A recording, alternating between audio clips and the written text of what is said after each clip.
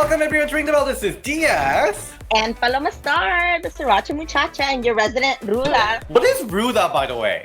It means heel in Spanish. I also have it tattooed inside my lip. Oh my god. Thanks to Lita for the inspiration for that. You are heel all along. Or do you have face up here too? I know. It's just... Let's talk about confirmed championship matches for upcoming pay-per-views. First of all, we have the NXT TakeOver in your house coming in June 7th. We have the triple threat NXT women's title match, Charlotte Flair versus Io Shirai versus Rhea Ripley, scheduled for this event. Yeah, so this all happened after this huge match between Rhea Ripley and Io Shirai. This match was no contest because Charlotte decided to interfere, so it became a triple threat match. What do we think of this match? NXT takeovers, I don't know where they pull it out from, but all their matches are always so good. So I'm really looking forward to this match. I mean, all three great, amazing wrestlers in the ring. I mean, you would figure that this would be a great match, but, you know, sometimes you're like, oh, what happened? But I don't think that's going to be the case this time.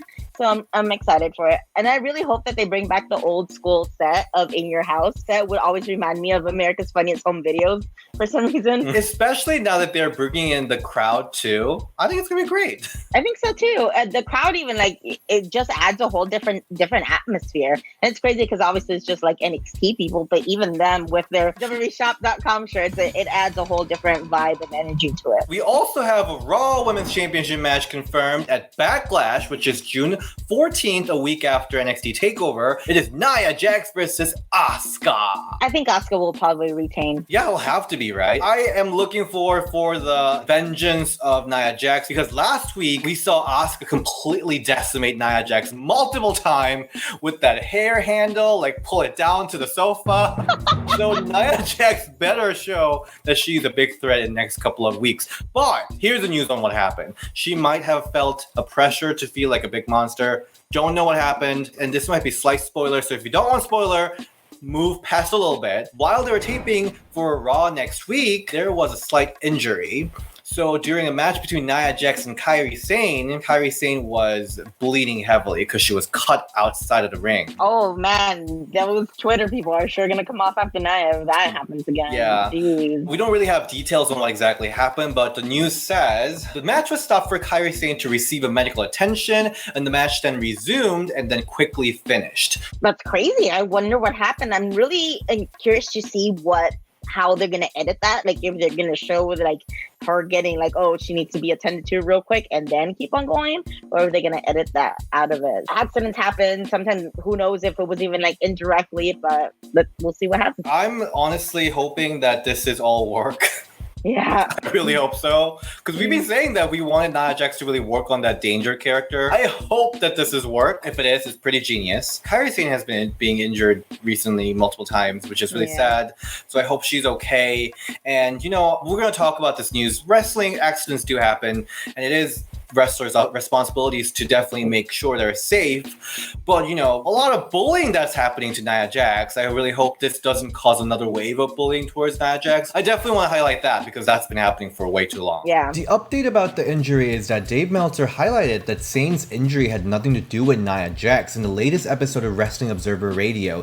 He said no one is blaming Nia Jax backstage. This is not Nia Jax's fault, even though other things have been previously. Let's talk about this Rhea Ripley interview. She revealed that she was supposed to be just a one-off opponent for Shayna Baszler when she showed up on NXT. During an interview, she talked about the time that she came to NXT after wrapping up the storyline in NXT UK when she faced off with Shayna. The original plan was to have a match and she was going to lose cleanly to Shayna Baszler and to be the just one-off opponent. But because the pop was so huge, the first segment between her and Shayna was over. Sarah Del Rey brought Rhea Ripley and she said they're going to change the finish of their match, which saw a DQ finish basically. So it was not a clean lose. And even Shayna said, I've been telling you about this for weeks, that she has amazing reaction. So yeah, basically Rhea Ripley was supposed to be a one-off, but now she's a hit girl because crowd loved her. Sometimes I'm glad when WWE does listen to the crowd, and I mean, sometimes they don't at all.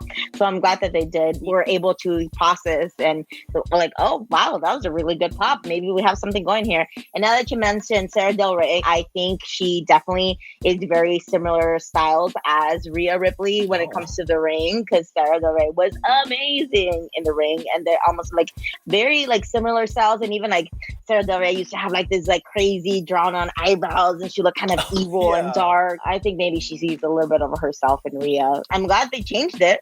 Look at her now. It's good to know that WWE is listening to the fans, sometimes because we feel like we're not very heard.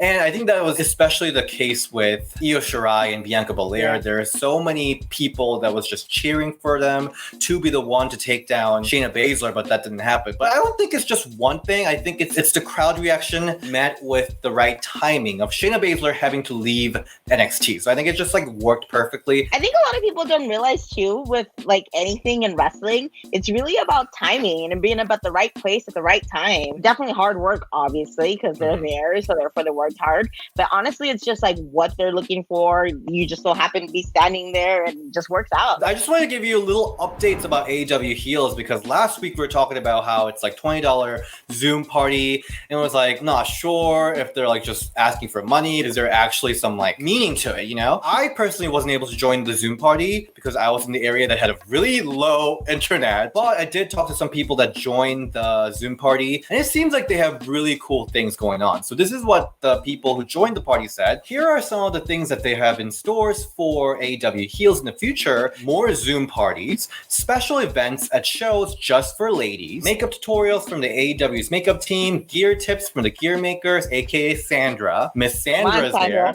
Come on, Sandra. And then special section for AEW Heels at show. Zoom parties and like makeup tutorial, they're all very good. They're like really cool content. But what definitely stands out to me is a special events just for the women and special section given to women. I think that's like very special. For me, being a diva fan, like being gay, sometimes when I go to wrestling shows, I don't feel completely safe sometimes. Me wearing women's t-shirt might come off like, I don't know, I feel like I might be judged. I don't feel completely safe. And that definitely changed when WWE.com had that Finn Balor's rainbow t-shirt. That definitely changed a lot for me. And the whole Total Divas bringing in more female audience, that definitely changed a lot for me. But there, I think, especially with AEW audience being that they're like the passionate wrestling fan, I think there still is some kind of wall into the wrestling fandom, being women, being LGBTQ. I think there's some kind of difficulty going in there. I do think having a special section at the show, or even having like a special parties for women, I think that's actually a really interesting way to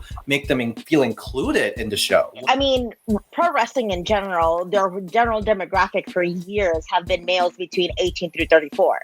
So that's who they were catered to, as some storylines, especially in the 90s, is very obviously that's who they were catering for, because that's who their main fan was. That's who was buying the tickets. That's who was buying the t-shirts. But now I feel there's so many more women who like wrestling and love wrestling and want to buy the t-shirts and want to feel more included in the show and feel like welcome. I mean, go back to ECW shows. There's not one girl in the crowd. If there's like one girl and Bubba Dudley's talking shit to her. And like that legit happened. It's awesome to see more women be included and be thought about and be considered when it comes to pro wrestling as a business as a whole, because I feel for the longest time they were neglected, even though women have as much spending powers as guys do, if not even more, because a lot of women are moms. Moms are dragging their kids to wrestling because of their kid likes it. So it's really cool to see that maybe the mom would see something that they connect with, that they like, and they can be more involved with it. I just hope that it does get a little bit more integrated as opposed to segregation. I'm a feminist. I have a feminist tattoo on me, for crying out loud. But I feel like it becomes a little bit more segregated than bringing it together. But I do agree on the section of it, because I think even now in New Japan, I believe it's New Japan, maybe Stardom, they do have sections just for women in Japan, so they could feel safe and being around other women and just not be surrounded by guys. And I feel like the typical wrestling fan is not necessarily the nicest person to women, minorities, LGBTQ communities. And there's stereotypes about it too. Yeah, there's definitely stereotypes about it. Thankfully, that's been changing. And what better way to change it than to cater more to women? I'm here for it. I love it. I mean, I don't know how much it makes sense to charge $20. Maybe if it was more of like a membership. I don't think they have a pricing model yet. And to be honest, I don't think they have any details about how it's going to run at all. Like what they have right now is very bare bone plans. Yeah. And I think it's cool too that AEW does try to do different things, specific room for people who are sensitive to different sounds. Like even if they do fall in the spectrum, that was like the first wrestling show that anybody could enjoy. So I think they're just like trying to be more inclusive with any aspect. But I really hope they want to be inclusive for the sake of wanting to be inclusive, as opposed to hunting for that headline. Of course, it's good PR, but I want them to do it because they want to do it, as opposed to just because it looks good. We will keep our eyes open for this because this seems like a really really positive move for the women's wrestling. Totally. Yeah. I mean, if they ever want somebody to review women's matches or be part of it, just saying, we're here. So lastly, let's talk about a tragedy that happened in women's wrestling world. Hana Kimura, a Japanese wrestler who worked at Stardom and a star of Netflix series Terrace House, passed away at age 22. It was a huge tragic news to the entire world of pro wrestling. Just for the people who are not as familiar with Hana and Stardom, Stardom is a company, women's wrestling company in Japan. It was a home for now famous Io Shirai, Kairi Sane, Toni Storm, and even the new AEW Women's Champion Hikaru Shida. Hana was a big player in Stardom, and she ranked top 60 in PWA Women's 100 in 2018, 61 in 2019. So she was one of the top female wrestler. She was a rising star of Stardom, so there a lot of people are really looking forward, and her popularity just increased with her being in the Netflix show Terrace House. She's also second generation wrestler. Oh yeah, I realize that she's a second generation wrestler. She was also one of the first women ever to wrestle at Wrestle Kingdom at the Tokyo Dome. Like that is huge. Like that's the pinnacle of venues you could wrestle at, especially in Japan.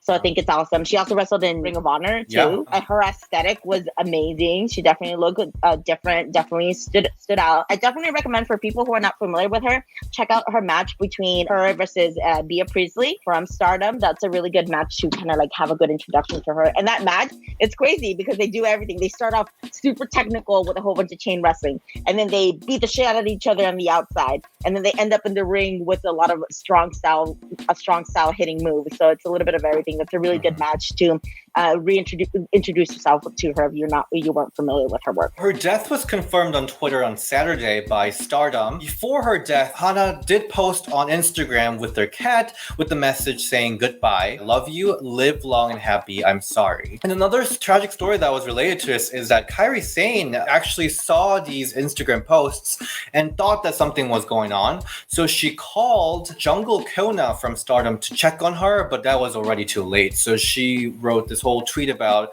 how she felt that responsibility. We don't exactly know what happened, and there is not exact reports on it, but what is currently reported is that they are speculating that this happened because of the cyberbullying. There was an episode that aired on Terrace House that shows some heightened tension between her and some other cast member that caused a flood of internet criticism and harassment online. A lot of people are speculating that that kind of cyberbullying has caused this death. Definitely tragic news. I think this definitely goes even outside the pro wrestling world because of the subject matter, because it does like speculation that cyberbullying and all that had to do with it. So I think this hits hard for everybody. I mean, everybody's online now. Everybody's on social media now. I mean, whenever I was a kid, I was bullied too, but that stopped once you got home. And now it's constantly, it's at the palm of your hands.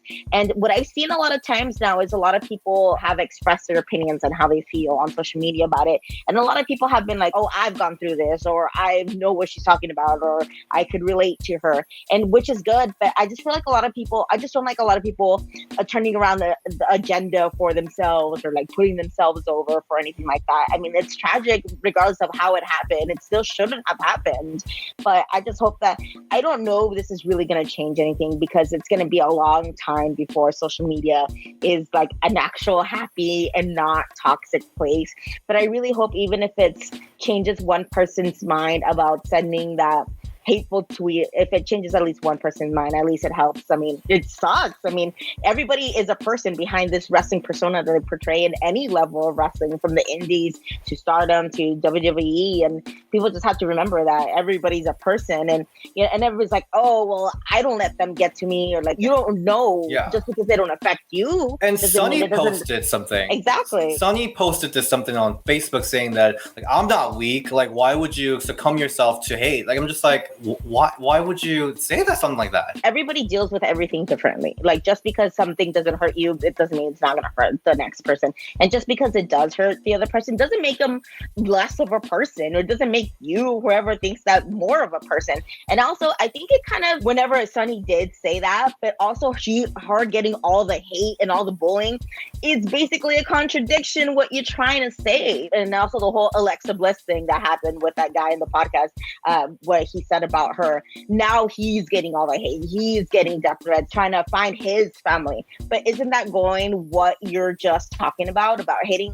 Like hate, you shouldn't battle hate with hate. Like, just because you don't like something doesn't mean you should go and bash that person too. You're doing the exact same thing that people that you are mad about. And we're no strangers to getting hate tweets, hate comments, and all that stuff either.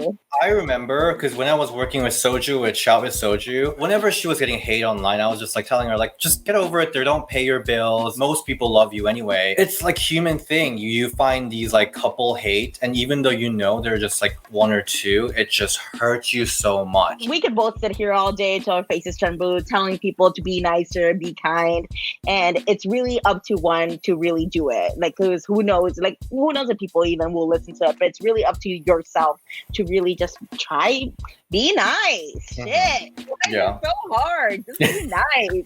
If you don't like something, guess what? That's okay. Please give us constructive criticism by any means, and anything, not just us, anybody. It just, but like, to shit on something just for the case of shitting on them.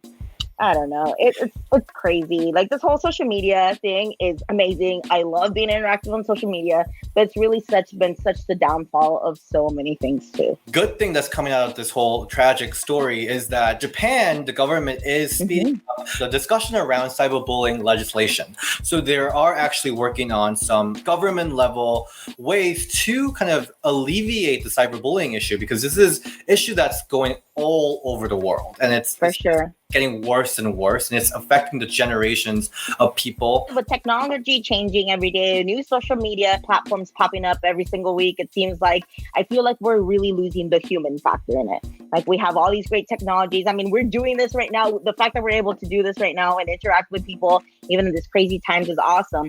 But I think in a lot of this, the human factor is lost in it, unfortunately. So just remember, there's somebody behind on the other side who you're saying that to, and just be nice. Shit. Yeah. Unless you're a hardcore heel like me in wrestling at a show. In wrestling. Just in wrestling. It's a show. Yeah, please go watch some of Hana's matches. I wasn't very familiar with her. I've seen her from some of the episodes of Terrace House. I went to go see some of her matches, and she was absolutely amazing talent. And I think it's just really, it's a lesson that we really need to learn and to become better as people and better as a society. All right, so that is this week's news and rumor.